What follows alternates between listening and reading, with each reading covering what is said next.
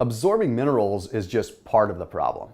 You see, when it comes down to actually taking care of our gut and absorbing everything, there's a big culprit at play, and that's known as sugar. So I want to break down how carbohydrates are truly metabolized inside the gut and what that sugar and what that fruit is doing that you didn't know it was doing. So before I get into the science, let me explain really quick how carbohydrates work and what they are. So carbohydrates are broken down into glucose in the body for energy. Now, generally speaking, we have three predominant sources of carbohydrates that we're looking at. We've got sugars, of course, we've got oligosaccharides, and then we have polysaccharides.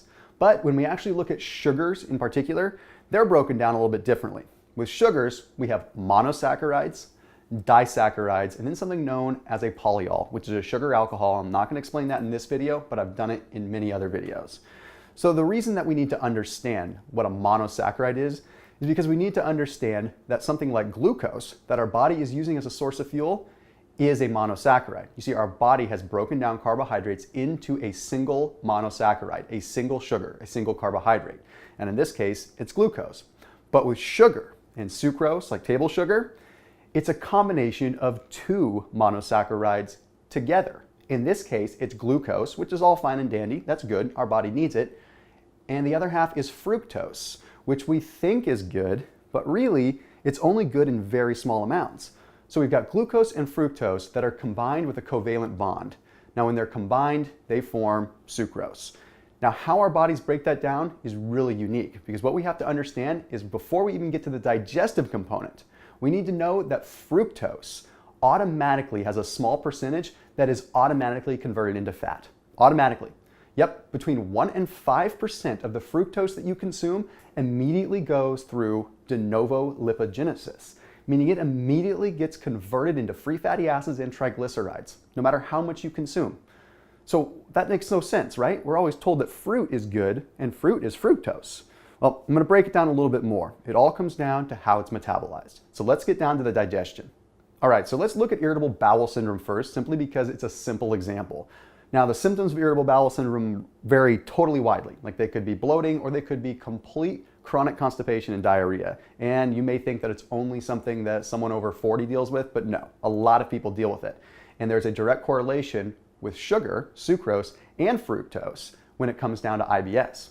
What ends up happening is that our body does not have the enzymes to break down fructose. Yes, we inherently lack the ability to digest fructose in the digestive system.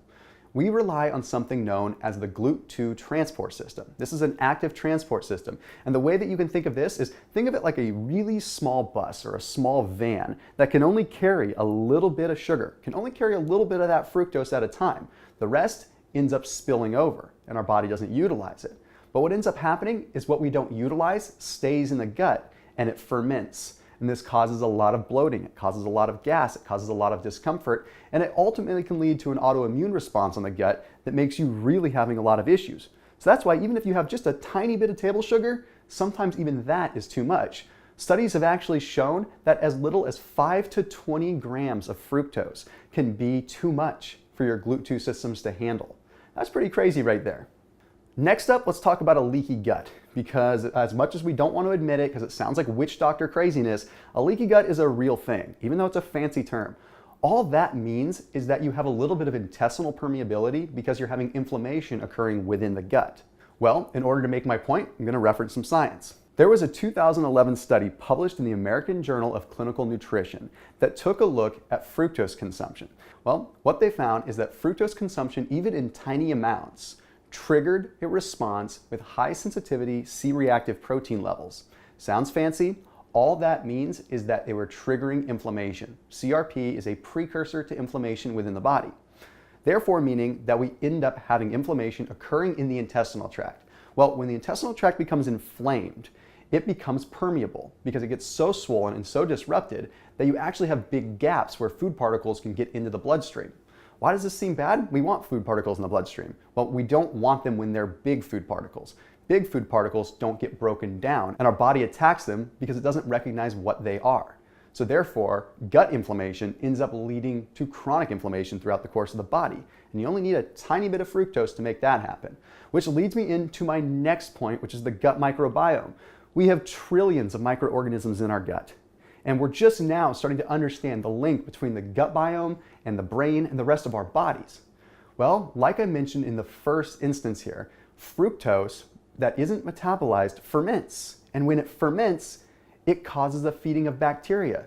So it's just like if you were to leave a bowl of fruit out, it would start to rot and it would start to turn into alcohol. It's kind of like wine.